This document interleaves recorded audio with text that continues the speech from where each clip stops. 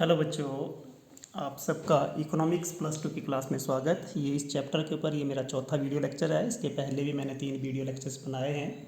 Determination of equilibrium level of income, employment, output.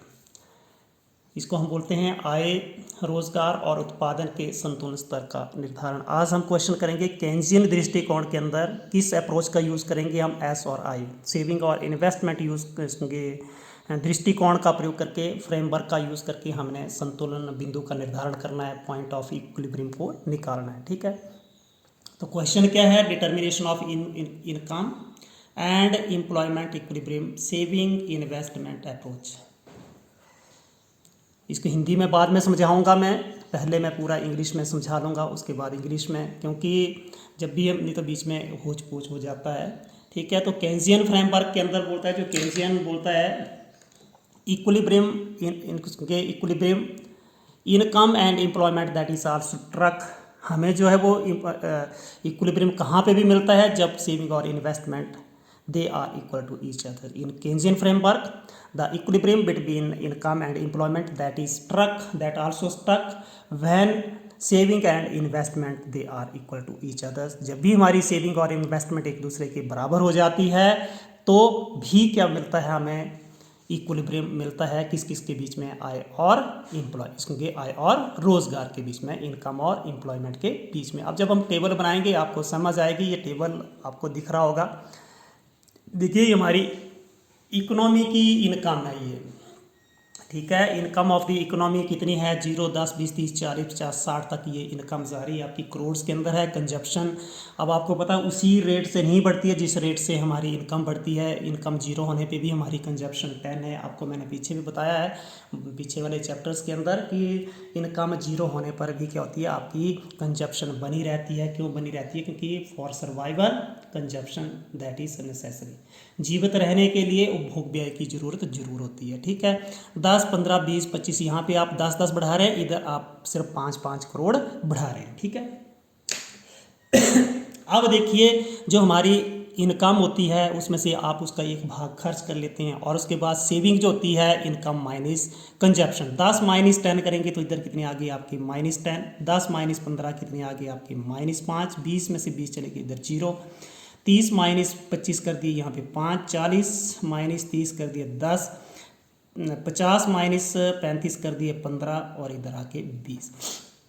और आपकी जो इन्वेस्टमेंट है वो 10 ही रहेगी। मैं आपको बता रहा हूँ ये ऑटोनॉमस इन्वेस्टमेंट है which is made by the government to increase the aggregate demand in the economy. Economy में जब भी हमारे मांग के स्तर को बढ़ाने के लिए जिस इन्वेस्टमेंट को किया जाता है उसको ऑटोनॉमस या ऑटोनॉमस इन्वेस्टमेंट कहते हैं। ठीक है, ये आपका 10 है। अब आप देख रहे हो कि आपकी सेविंग और इन्वेस्टमेंट कहाँ पे बराबर दिख रही है? आपकी यहाँ पे देखिए दोनों जगह सेविंग और इन्वेस्टमेंट बराबर दिख रही है। जहाँ पे आपकी इक्विलिब्रियम, आपका जो इनकम कितनी है 40 करोड़ है, 40 करोड़ पे सेविंग और इन्वेस्टमेंट एक दूसरे के बराबर हो जाती है। It mean this is the point of equilibrium. ठीक है, तो आपने वही देखा कि केन्जियन फ्रेमवर्क के अंदर equilibrium between income and employment will struck when saving and investment are equal. जब भी आपकी सेविंग और इन्वेस्टमेंट, जब सेविंग और इन्वेस्टमेंट बराबर है तो हमारा केन्स क्या बोलता है? जो केन्जियन दृष्टिकोण में क्या बोला जाता है कि वहाँ पे there is the point of equilibrium. समझ आ गई होगी कि इनकम जो आपकी 40 करोड़ रुपीज़ है किसी भी अर्थव्यवस्था की, और वहाँ पे सेविंग और इन्वेस्टमेंट कितनी है आपकी? 10 करोड़ रुपीज़ है। It means this is the point of equilibrium. ठीक है, अब आप टेबल शोज क्या करता है कि अब यहाँ पे मैं थोड़ा सा बता देता हूँ कि टेबल ये शो करता है कि व्हेन द इनकम लेवल, ठीक है, जो आपका लेवल ऑफ इनकम कितना है, लेवल ऑफ इनकम कितना है 40 करोड़ है, बिल स्ट्रक यहाँ पे इक्विलिब्रियम लेवल ऑफ इनकम कितना है आपका 40 crore, will struck when saving and investment they are equal. ठीक है, अब हम फिगर बनाने जा रहे हैं। फिगर के अंदर देखिए आपका ये फिगर है। फिगर के अंदर along x axis income and output that is taken, along y axis saving and investment they are taken। I क्या है आपका? एक ये क्या है आपका? I that is the investment function। अब हम सेविंग फंक्शन ड्रा कर रहे हैं क्योंकि थोड़ा सा इसमें से आपको दिक्कत भी आ सकती थी, इसलिए मैं यहाँ पे ड्रा कर रहा हूँ। ध्यानपूर्वक देखते जाना आपने। ये दिख रहे होंगे आपको दोनों, ये टेबल भी दिख रहा हो, ये भी दिख रहा होगा। अब देखिए आपकी इनकम 0 है तो आपकी सेविंग कितनी है? -10। ठीक है, इनकम ये देखिए इस लाइन पे आपकी इनकम ले रहे हैं, सेविंग यहाँ पे ले रहे हैं, सेविंग और इनकम इधर ले रहे हैं। इनकम कितनी है? 0, और सेविंग कितनी है हमारी?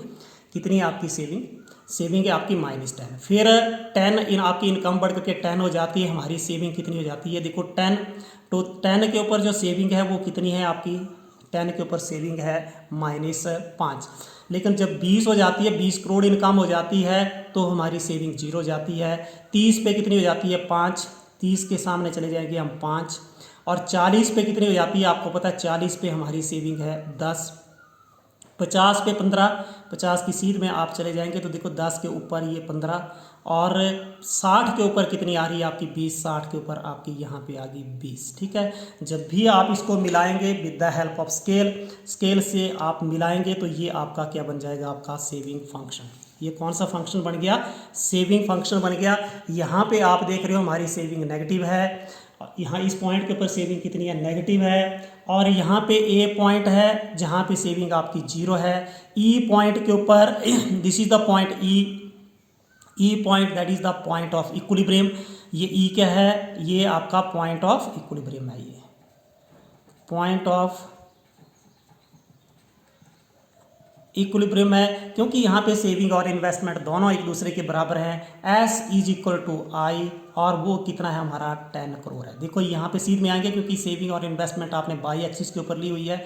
यहाँ पे देखने से लग रहा है कि आपकी सेविंग और इन्वेस्टमेंट दोनों कितनी है, 10 करोड़ रुपीज़ है। और यहाँ पे इनकम एंड जो आपकी output, equilibrium income and output कितनी है, 40 करोड़ रुपीज़ है। It means at the income level of 40 crore rupees your saving and investment they are equal to each other, this is the point of equilibrium. ठीक है, ये आपका point of equilibrium है। थोड़ी सी theory मैं आपको यहाँ से बता देता हूँ जो मैंने लिखी है, जो मैंने वैसे एक्सप्लेन कर दी है कि टेबल शो करता है, क्या शो करता है कि इक्विलिब्रियम बिटवीन इनकम, इसके income 40 crore rupees will struck, ये आपको तब मिलती है, यह struck when saving and investment are equal, जब सेविंग और इन्वेस्टमेंट एक दूसरे के बराबर हो जाती है। फिगर के अंदर आपने इनकम और आउटपुट को किस में लिया था, एक्स एक्सिस, और सेविंग को आपने बाई एक्सिस के ऊपर लिया था। आई क्या था, इन्वेस्टमेंट कर्व था, और ये इसके अंदर देख रहे हो आई क्या है, this is the investment curve, and S क्या है, this is your saving curve. And ये जो आपका आई जो आपका ये जो इन्वेस्टमेंट कर्व है, that is parallel to X axis, it means this is the autonomous investment, this is constant means इसमें कोई भी चेंज नहीं आ रही है। इट शोज दैट इसके this is the autonomous investment. S जो आपका स्टार्ट होता है, आपका कहाँ से स्टार्ट होता है, बिलो द पॉइंट, ये इसके नीचे के वाले पॉइंट से शुरू होता है। और here your saving that is negative but at point, क्योंकि वैन मूव्स करते हैं हम, इट मीन्स जो आपका फ्रॉम जब ओ से एस तक, जो आपका ओ से यहाँ तक जो आपकी सेविंग कैसी है, नेगेटिव है। ए पॉइंट के ऊपर ये 0 जाती है, और उसके बाद देयर आफ्टर जो है सेविंग बिकम्स पॉजिटिव। ई क्या है, आपका पॉइंट ऑफ इक्विलिब्रियम है। ई पॉइंट ऑफ इक्विलिब्रियम है where saving and where S and I जो कर्व्स हैं वो इंटरसेक्ट कर रहे हैं, एक दूसरे को काट रहे हैं। It means E is the point of equilibrium which shows that income will be struck. इसका मतलब है कि इनकम आपको स्ट्रक एट 40 करोड़ रुपीज़ के ऊपर। ठीक है, इनकम कितनी मिलेगी, जब भी आप इस पॉइंट के ऊपर ये दोनों एक दूसरे को क्या कर रहे हैं, काट रहे हैं, तो इसकी सीधे नीचे आ जाएंगे, तो आपकी income that is 40 crore rupees. This is your, this is equilibrium income जो है, this is the equilibrium income of the economy. ये इक्विलिब्रियम इनकम है, संतुलन आय है। ठीक है, समझ आपको आगे होगी। इसके आगे भी थोड़ा सा एक और बच रहा है, उसको मैं बाद में बताऊँगा, हिंदी वालों को बता रहा हूँ मैं। तो आय और रोजगार के संतुलन का निर्धारण कौन से हम दृष्टिकोण का प्रयोग करेंगे, बचत और निवेश जो है। ठीक है, तो केन्स ये बोलता है कि केन्स के अनुसार बोलता है आय और रोजगार में संतुलन उस बिंदु पर भी स्थापित हो जाता है, या उस बिंदु पर भी हमें मिलता है जहां पर आपके बचत और निवेश एक दूसरे के बराबर हो जाते हैं। ठीक है, केन्जियन दृष्टिकोण में इक्विलिब्रियम किस किस के बीच में, आय और रोजगार का संतुलन जो है उस बिंदु पर भी स्थापित हो जाता है जहां पर आपकी सेविंग और इन्वेस्टमेंट, बचत और निवेश एक दूसरे के बराबर हो जाते हैं। ठीक है, अब आप ये देख रहे हो, जो भी आपका एक टेबल दिख रहा है, इंग्लिश में भी आप समझ सकते हो। टेबल के अंदर देखिए, ये बाई आपकी इनकम है, सी क्या है, उपभोग है, और एस क्या है, सेविंग। ये सेविंग लिखी हुई, सेविंग मतलब बचत है, ये इन्वेस्टमेंट मीन्स आपका निवेश है। ठीक है। ये टेबल ये शो करता है कि जैसे जैसे देखिए इनकम बढ़ रही है, आपकी कंजप्शन बढ़ रही है, सेविंग भी आपकी बढ़ रही है। बट कहाँ पे जब भी हमारी इनकम लेवल कितना हो जाता है, आय का स्तर 40 करोड़ रुपए हो जाता है, इस 40 करोड़ पर हमारी बचत और निवेश दोनों एक दूसरे के बराबर हो जाते हैं। और वो किसके बराबर हो जाते हैं? 10 करोड़ के बराबर हो जाते हैं। और ऐसी आय जिसके ऊपर हमारी बचत और निवेश एक दूसरे के बराबर है, सेविंग और बचत और निवेश एक दूसरे के बराबर है, उसको हम आय और रोजगार का संतुलन स्तर बोलते हैं। ठीक है, level equilibrium level of income and output. ठीक है, अब हम इसको किसकी सहायता से, ये टेबल हमने आपको बता दिया। ठीक है, टेबल अंदर बता दिया। अब हम फिगर की तरफ जा रहे हैं। ये हमने एक चित्र बना के रखा हुआ है। चित्र को थोड़ा सा मैं बड़ा करके दिखाता हूँ। चित्र में देखिए एक्स एक्सिस के ऊपर आपने आय और उत्पाद को लिया है, वाई एक्सिस के ऊपर आपने बचत और निवेश को लिया है। आपकी चाहे वो इंग्लिश मीडियम की बुक हो, हिंदी मीडियम की बुक हो, ये आपको इंग्लिश के अंदर ही मिलेगा। आई के आप देखिए यहाँ पे आपने एक्स एक्सिस के ऊपर आय और उत्पाद को और वाई एक्सिस के ऊपर आपने बचत और निवेश को लिया हुआ है।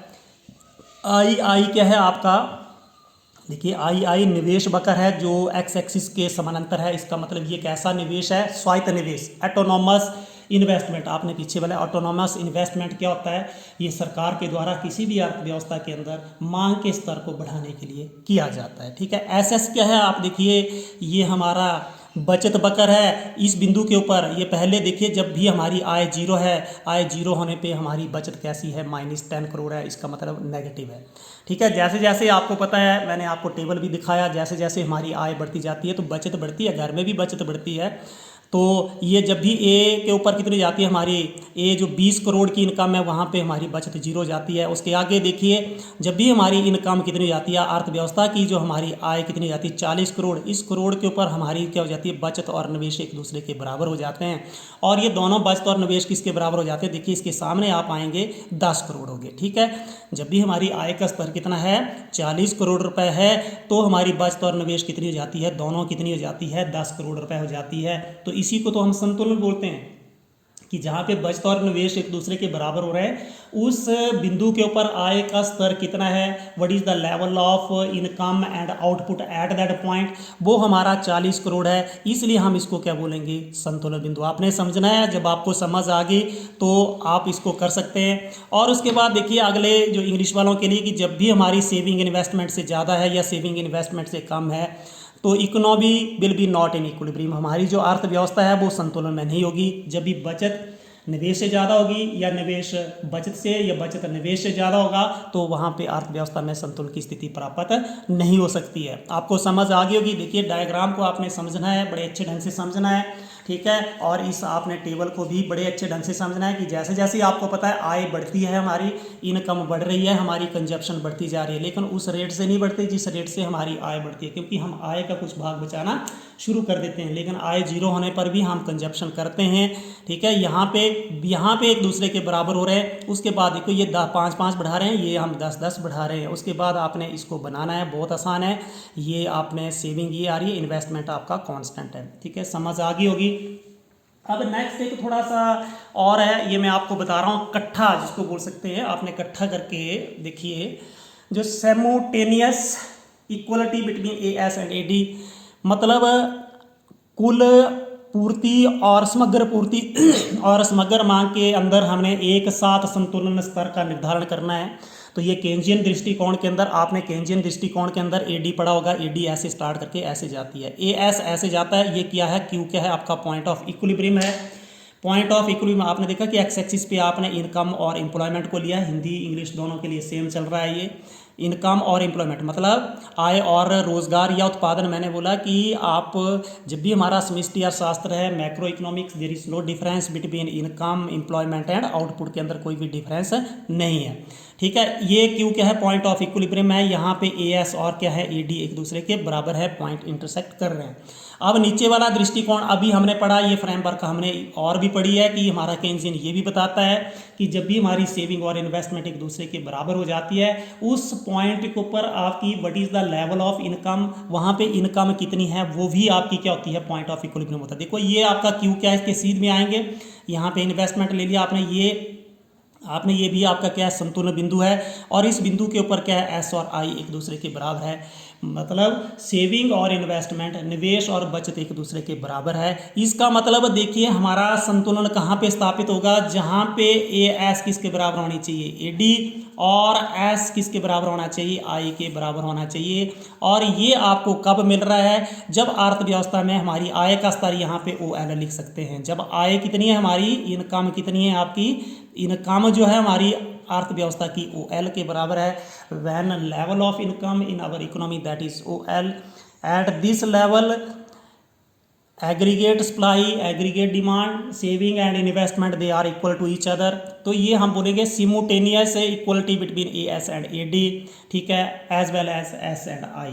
ठीक है, आपको समझ आ गई होगी। ये दृष्टिकोण हमने पहले किया था, ए डी और ए एस दृष्टिकोण, ए S and A D framework in Keynesian framework, और एस और आई भी केंजियन फ्रेमवर्क में। उसी ढंग से हमारा क्लासिकल फ्रेमवर्क के अंदर जो भी हमारी परंपरावादी दृष्टिकोण के अंदर भी आपने पढ़ा था कि जहाँ पे ए एस और ए डी बराबर हो जाते हैं या एस और आई बराबर हो जाते हैं तो क्या हो जाता है, वहाँ पे भी हमारा इक्विलिब्रियम प्राप्त हो जाता है, इक्विलिब्रियम एस्टेब्लिश हो जाता है। संतुलन आय और रोजगार या उत्पाद के संतुलन स्तर का निर्धारण उसी बिंदु के ऊपर होता है जहाँ पे ये बराबर होते हैं।